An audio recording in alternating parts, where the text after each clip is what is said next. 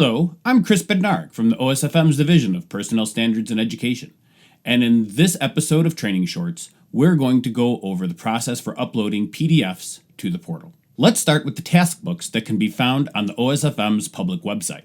They're PDFs that can be filled out by hand or used as a template to create your own form. Navigating to the PDF versions takes a few steps, so let me walk you through how to find them. First, head over to the OSFM homepage at sfm.illinois.gov. Then hover over the IMA link in the menu and select Fire Department from the drop-down list. This is the Information for Fire Departments page. Most of the things a firefighter might need to reference regarding OSFM programs can be found through links on this page. The next step is to click on the green Firefighter Training button. On the Firefighter Training page, click the Fire Education and Certification link. Finally, click on the Basic Forms link from the menu on the right side of the screen. By scrolling to the third section on the page, you'll find the task books. Clicking on these links will open the PDF form in your browser. And here's a pro tip. If you don't want to fill out these forms by hand, make your own form utilizing a similar format in something like Microsoft Excel or Google Sheets. Just make sure to include all of the same information that would have been captured in the original format. Once you've completed that form, save it as a PDF so it can be uploaded to the portal. And I'm sure there's several of you utilizing a third-party records management system like Target Solutions, Firehouse, Emergency Reporting, or something similar, who might be wondering how the records you keep in your RMS may transfer over to the portal. A best practice is to set up your system so it tracks your members' activities in as close a manner as possible to the task books provided by the office. When you've got everything together, run a summary or completion report for that member. The report should include all of the information that would be found on the office-provided task book for that member. Once you have that report generated, save it as a PDF. Now there's two different scenarios where you might want to upload a PDF to the portal rather than manually entering the data. The first is when you're submitting for an application for certification that requires a task book, something like COFO or ADFO, or a practicum like Inspector 1. The second is when you're submitting for a member's recertification. If you've already got your documentation together, there's no need to do double work by entering it all manually to the portal.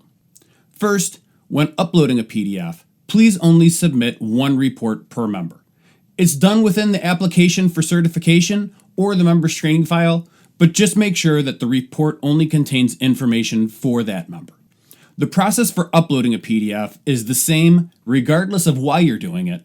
The only thing that changes is how you get there.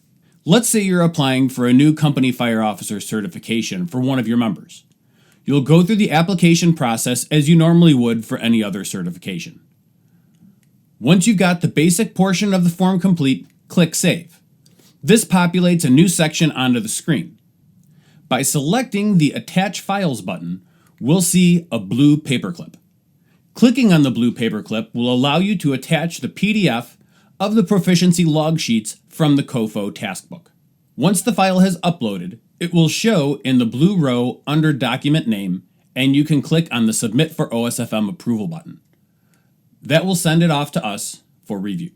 Now, if you're going to upload a PDF relating to a member's recertification, the only thing that changes is how we get there.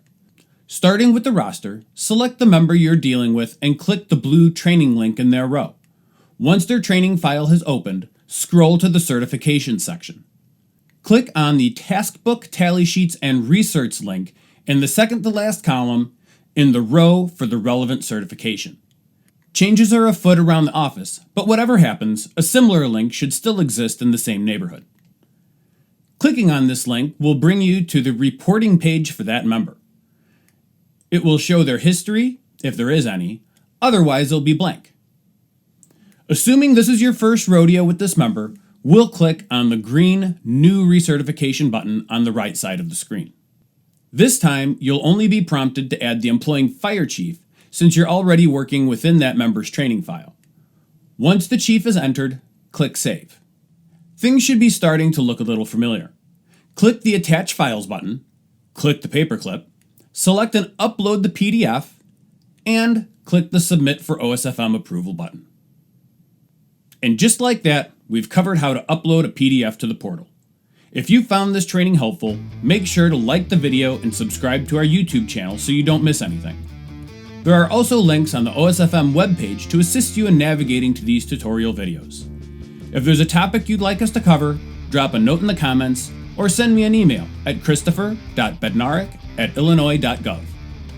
I'd like to thank all of the PS&E staff for their assistance in the production of these videos and our PIO for making them accessible to you.